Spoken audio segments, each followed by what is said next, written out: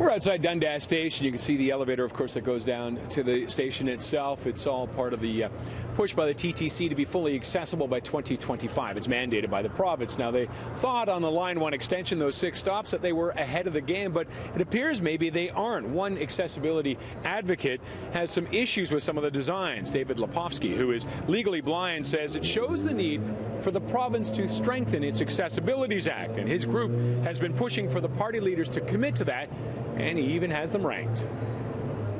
In this election, we asked all the parties, will you beef up our accessibility regulations for buildings, and will you ensure that public money is never again used to create new accessibility barriers?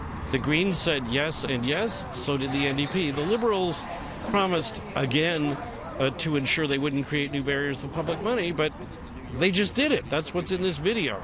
The Conservatives acknowledge the problem, but haven't promised anything more than talking to us. But we found problems here too. The video Lepofsky is talking about is the one the Accessibility for Ontarians with Disabilities Act Alliance produced. He says they have concerns with the single elevator setup at the station. That's just one, though. He says they're also worried about bad signage on doors, sliding doors block it when they're open, Presto machines, and his biggest concern, the center platforms at one station. He says the tactile floors lead a person to a wall.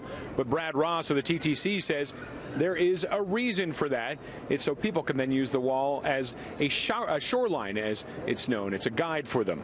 As for the second elevator, Ross says in the original design process a decade or so ago, that wasn't even considered a necessity.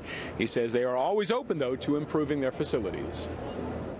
Things like having 2 elevators, redundant elevators, is an issue that we are looking at with respect to new builds. Does it make sense to have 2 elevators, to have redundancy? We think it probably does, and so those are issues that we need to take away and sort of review our plans with respect to new builds. Now, retrofitting elevators at the stations isn't cheap. Sometimes it can cost $10 million, if not more than that. Now, Lepofsky says they continue to go after the politicians. If you're looking for more info on them, you can always follow them on their website. And also, they have the hashtag #DisabilityVoteCounts. And CityNews, of course, will have extensive coverage all night on election night on TV and also on our website, citynews.ca/cityvote.